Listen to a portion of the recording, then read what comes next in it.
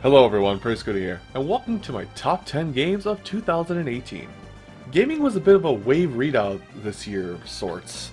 A lot of hot titles released in January and February, really early on in the year, and then there was a bit of a lull, like from March through September or something like that. There was almost nothing coming out, next to nothing even.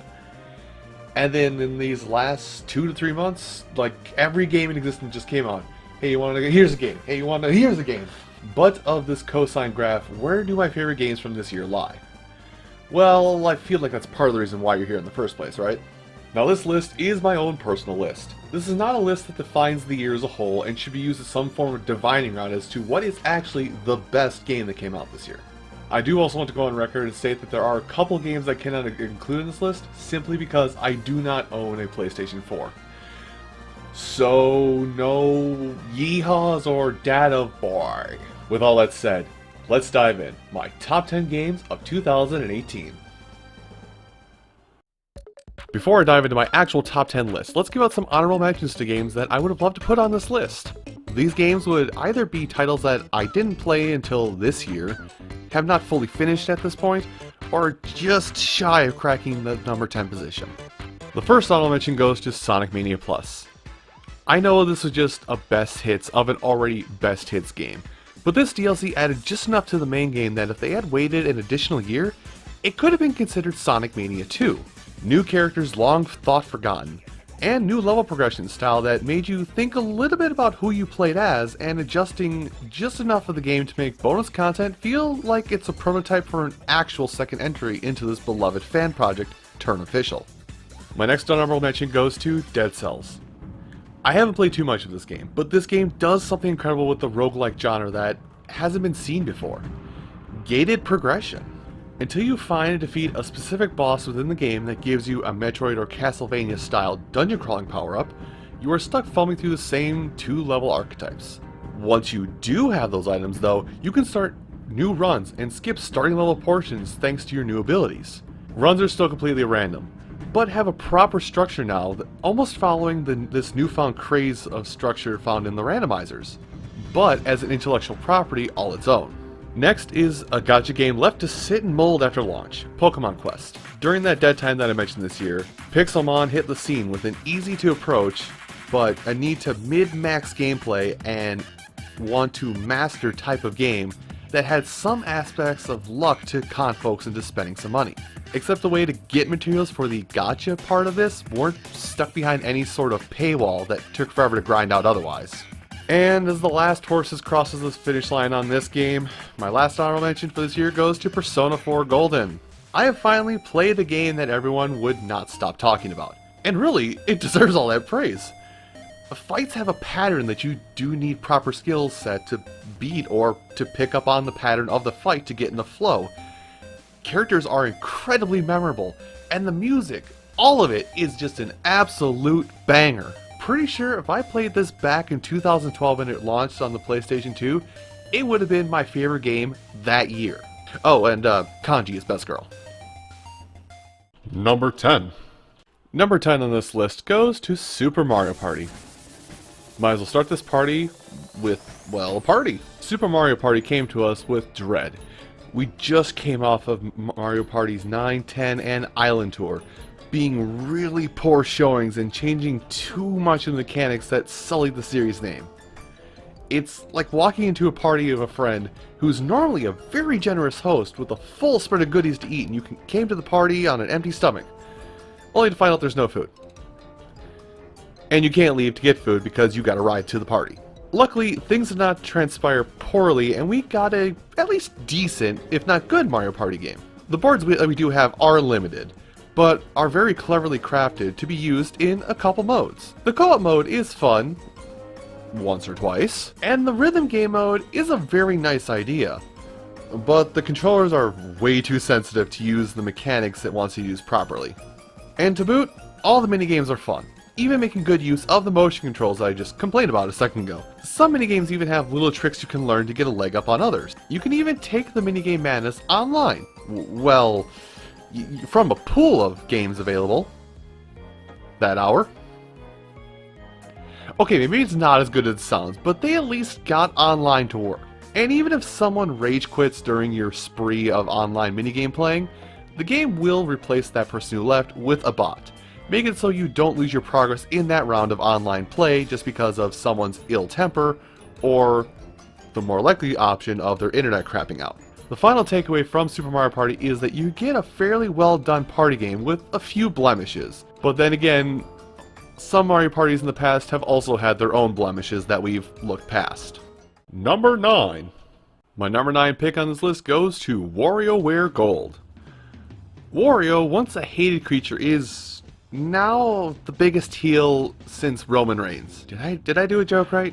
I don't watch wrestling. And using his greed has spawned a slew of low-budget, quirky games that have loads of tongue-in-cheek humor about himself and the gaming industry as a whole. Like a few entries on this list, Wario had an outing on the Wii U, and it was horrible. It threw out the microgames, quirky humor, and tried to do too much with a concept that is, at its core, supposed to be a throwaway concept. Except for Frank launching. That one was actually pretty cool.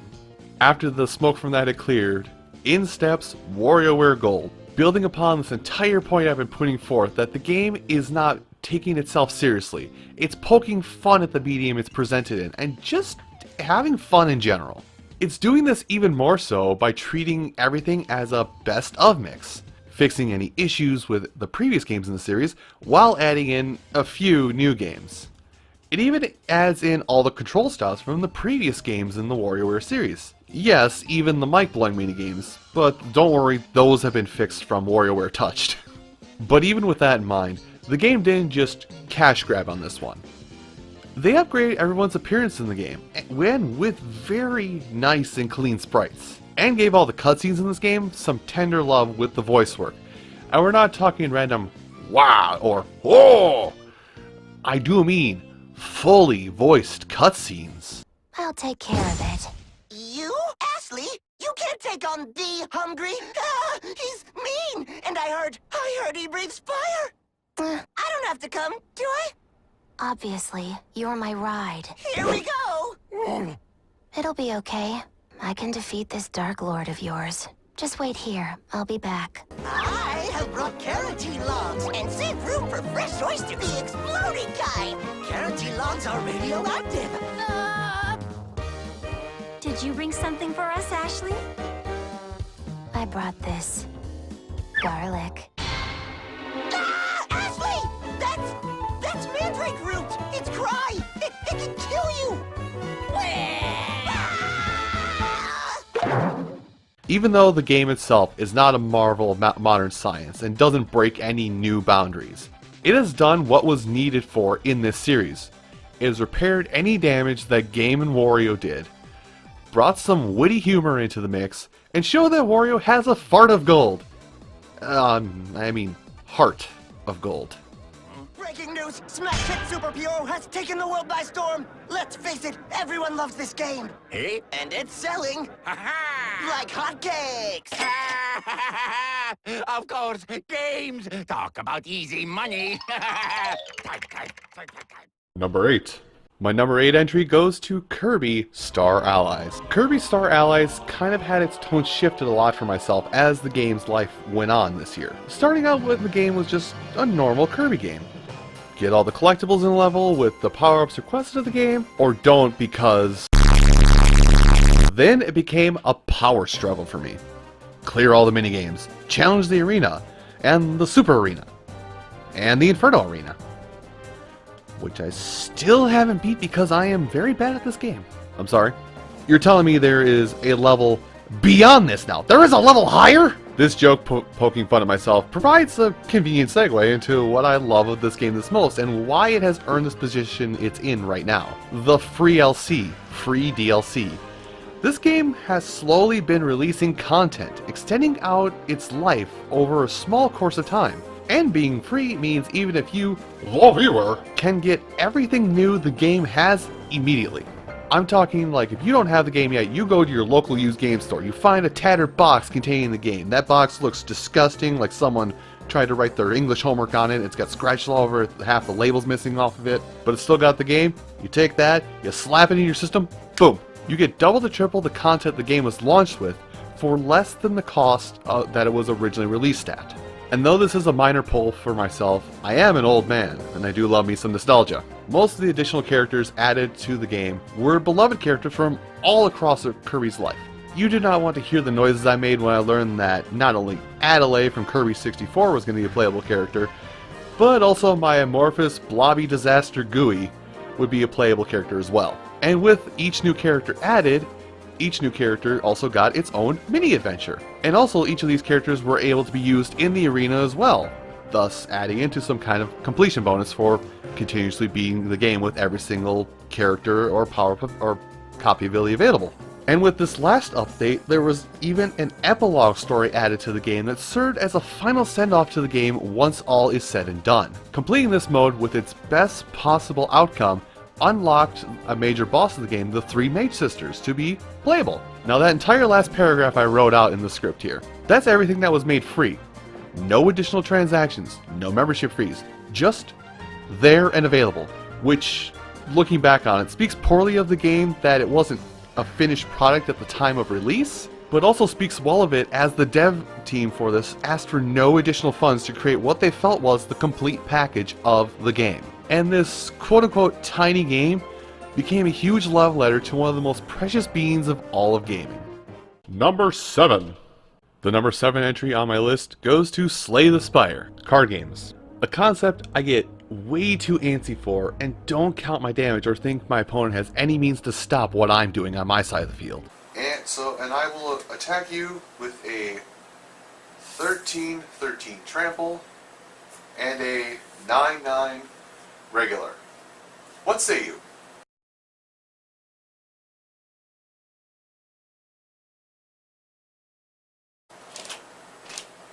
I'd say you're pretty bad at this game.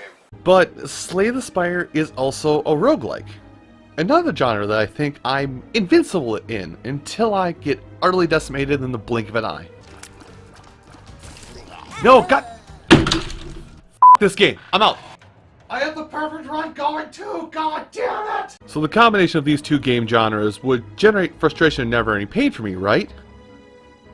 How in the am I actually this bad?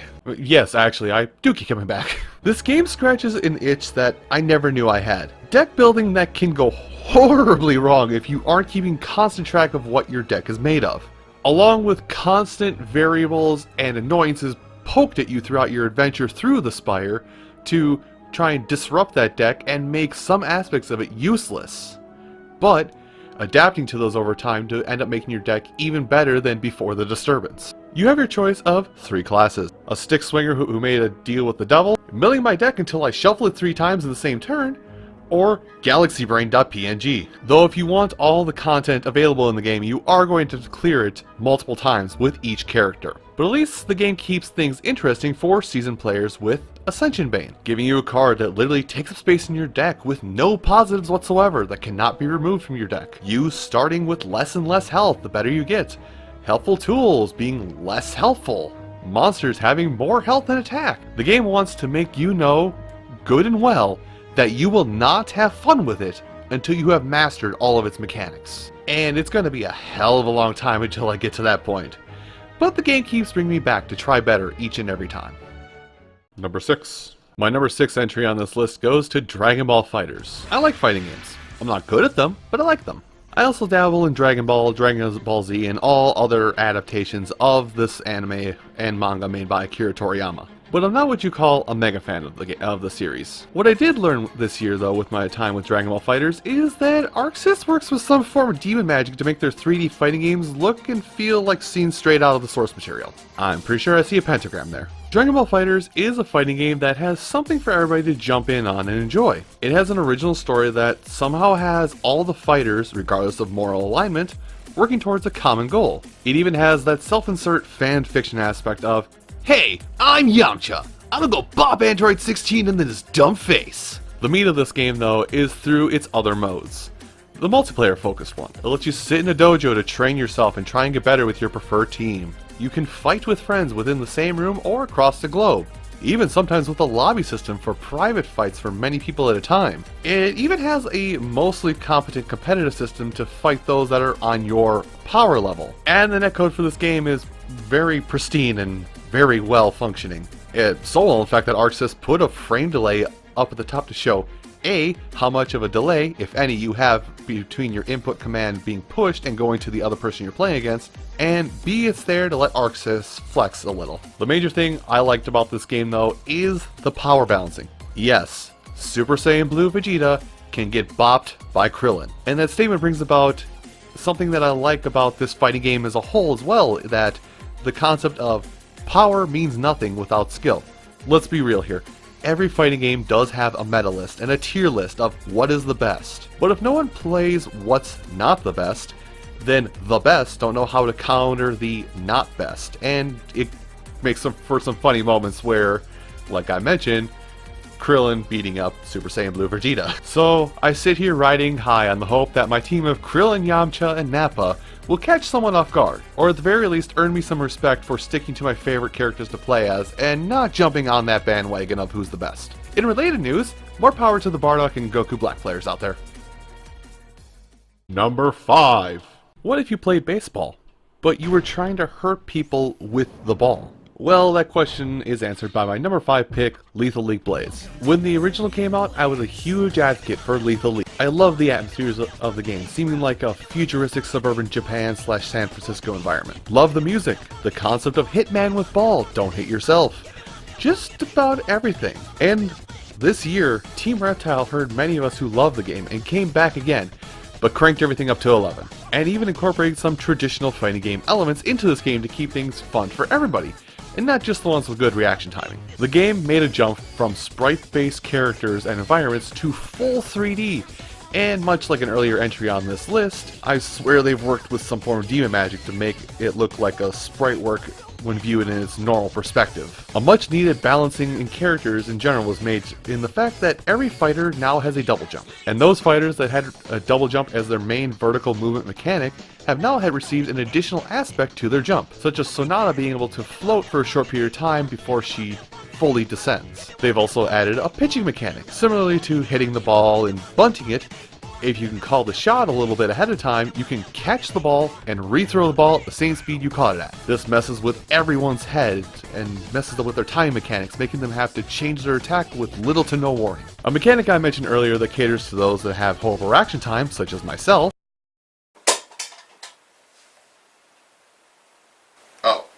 is a health system.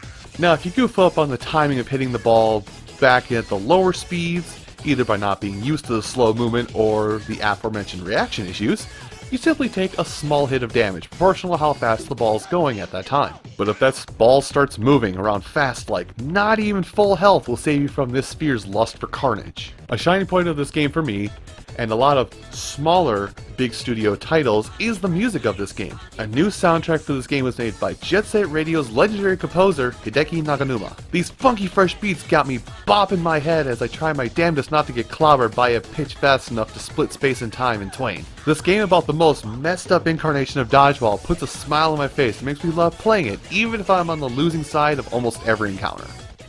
Number 4.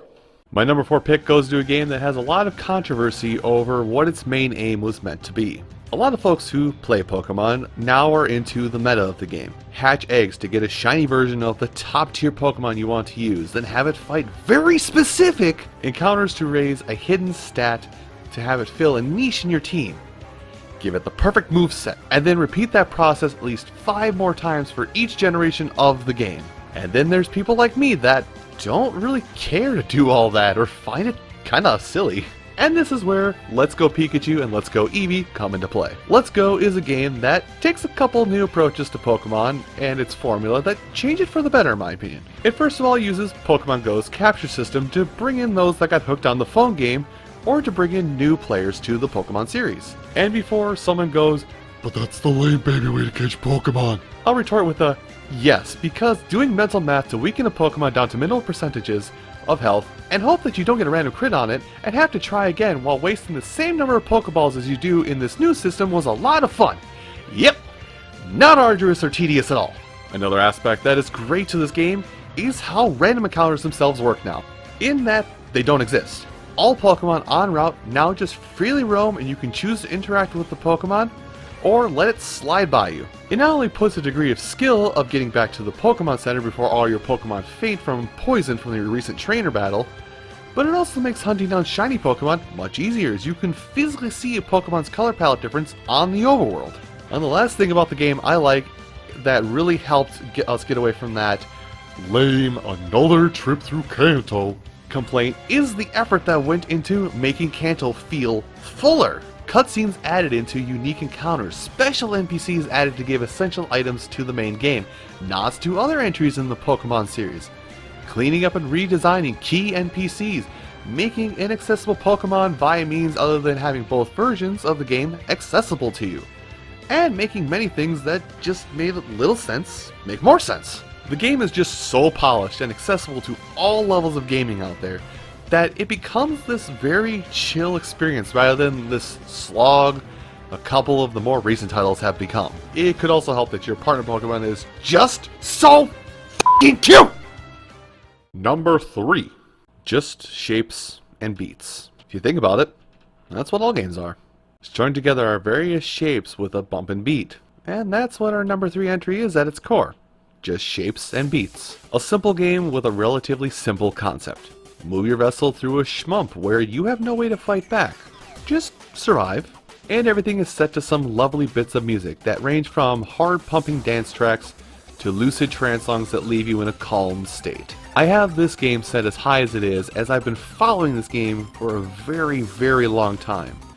Since MagFest 2013, in fact. To put it in perspective, most of the people out there that were following daily updates for Smash Bros. Brawl via the Smash Dojo know exactly the feeling I had with just shapes and beats. Following any leads I could find, getting any sources I could just to try and discern what the game's release date was so I could actually partake of the game's content. But because the game is so simplistic, I can't really speak more about this game that I haven't already said or shown on screen. And because of the nature of the music in the game, I can't really showcase the music in question without Big Brother YouTube punching down on me. Number 2. Hey, y'all got games on your phone? Cause I do. And my number 2 pick of Dragalia Lost has taken up a lot of my phone's lifespan. Even though the game itself has Nintendo's label all over it.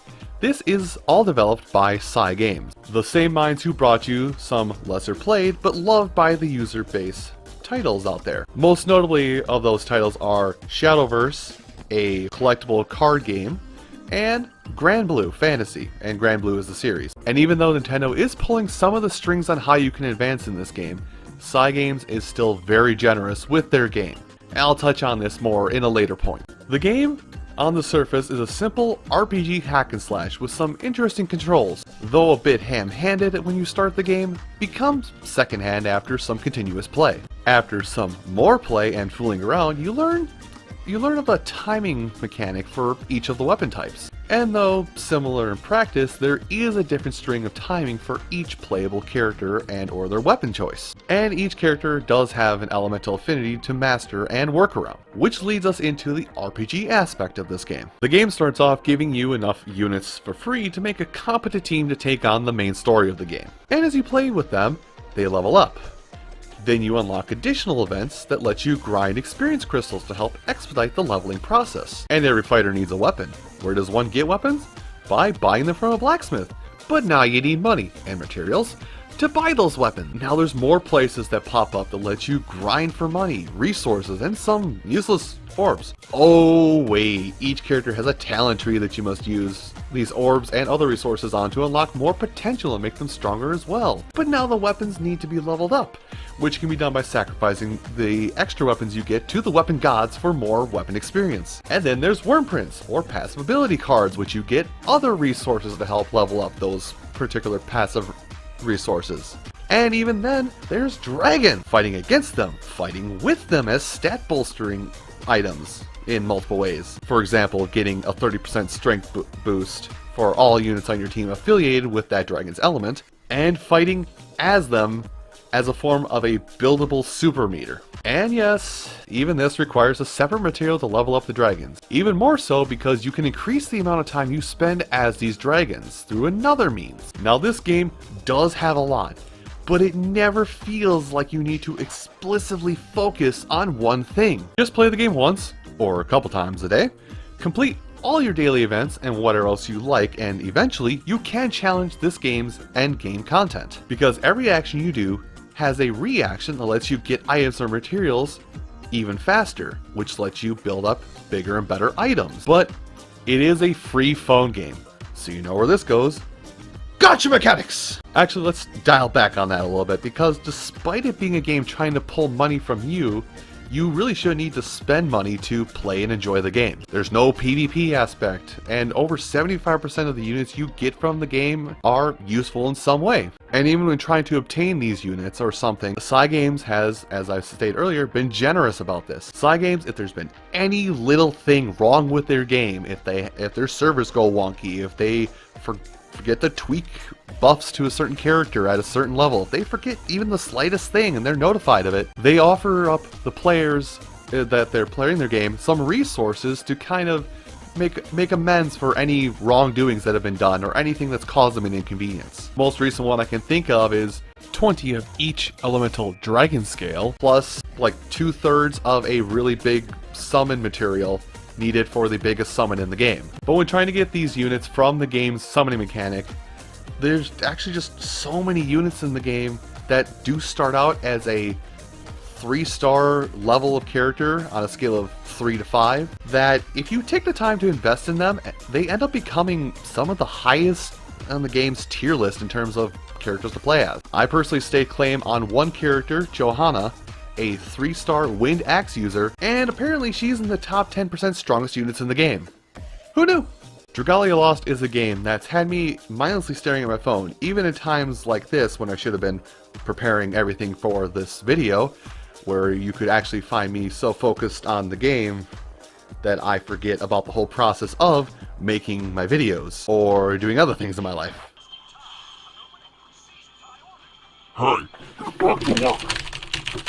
Before I go into my number one game, let's recap what I've got here so far, see if you can kind of pinpoint where I'm going to go with my number one choice. Number 10 is Super Mario Party. Number 9, WarioWare Gold. Number 8, Kirby Star Allies. Number 7, Slay the Spire. Number 6, Dragon Ball Fighters. Number 5, Lethal League Blade. Number 4, Let's Go Pikachu and Let's Go Eevee. Number 3, Just Shapes and Beats. Number 2, Dragalia Lost. Number 1! My number 1 game? Well, it's kind of an easy pick here. I think this one was pretty obvious. Super Smash Bros. Ultimate is my favorite game from this year, and rightfully so, because regardless if you want to call it a port, a new game, or a remaster of Smash Wii U, it is the ultimate crossover title. As far as I know, there is no other officially licensed game other than Smash Ultimate that has this many cameo and guest characters in its roster. And these guests and newcomers cater to every walk of video gaming life, from the 80s all the way to 2 months ago. You got a Sony fanboy on your case? Drop a controller in their hands and say, here's Snake, here's Cloud, here's Richter Belmont, Joker's coming in a couple months, enjoy yourself. Smash is a baby's fighting game. I can't be expected to play this drivel. Here's Ryu and Ken. Do some down forward fierce attacks and play a real man's fighting game. And this isn't even limited to the roster of playable fighters, but the game has assist trophies for fighters that would have been so close to making the final cut, but couldn't because there wasn't a feasible moveset for them. But this also cements them as an icon of importance within the gaming industry.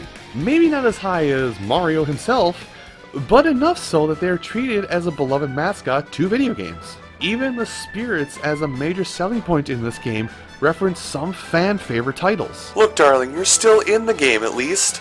And that's an accomplishment considering how star-studded this game is to begin with. I could spin a tale hours long about every fighter, assist trophy, item, and spirit in this game that I think I'll actually leave that to you to dig up on some research. Really, I only have your attention for so long when it comes to this video. The mechanics of this game are amazingly aggressive. but not so much so that it becomes the mind-warping, finger-breaking amalgamation that is Melee. No, we are not going to bring up this perceived notion that Melee is the best Smash Bros. Game. I will use this on you! The game favors you getting in someone's face, doing things that normally shouldn't work, and trying to keep someone in a combo for as long as possible. And even though it's hard, the game does actively try pushing you to use grabs against your foes. I'm saying the same thing over and over, but summation is that the game punishes you for being too defensive. A game of this magnitude also took the time to craft in so many small details into each character that is really not needed to be there. And yet it is, especially in a game this massive. Incineroar doing Guzma's patented squat and shrug from the Sun and Moon games. Donkey Kong being absolutely livid when he's got his big boy punch charged up. Characters showing joy or disappointment in the success or failure of certain attacks. There's proper shiny skins for Pokemon now. Pichu has the little lore skin from the Pokemon shorts. Shulk's hair now better fits the character he's imitating from Xenoblade Chronicles. There was also the time spent to craft individual mini-stories via each character's classic mode adventure to make them feel unique. For example, Luigi fighting against nightmares and his darkest fears, and at the end of it all, fighting against Dracula from Castlevania, the biggest nightmare. Sakurai and his team poured their heart and soul into this game. And as our first DLC fighter shows, things are going to be taken up to the next level when it comes to crossover fighters and cross-integration with other series in the games. If Smash isn't the most ultimate game in existence, then it sure as hell is the most ultimate fighting game.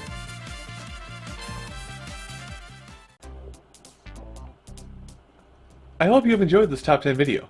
Being honest, it's been a little rough playing as many games as I usually do, due to moving into my own place, adjusting to life without somebody else there to handle some mundane cleaning or cooking tasks, and trying to get myself into the Twitch scene on top of what I do on YouTube here. Man, I complain a lot, don't I? So what about you? What games did you enjoy the most that were released in this year? You know where the comments box is. Type up a storm. Let me read it all.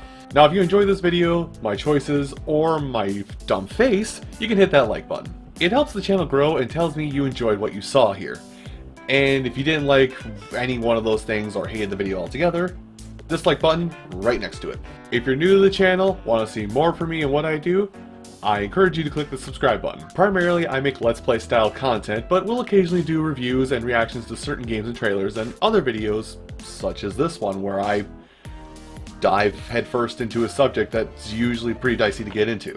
I do release at least one video per day, but I may upload more depending upon what I want to get out onto YouTube at that time. Thank you so much for watching, and let's hope the next year brings some major game changers to the world of video games.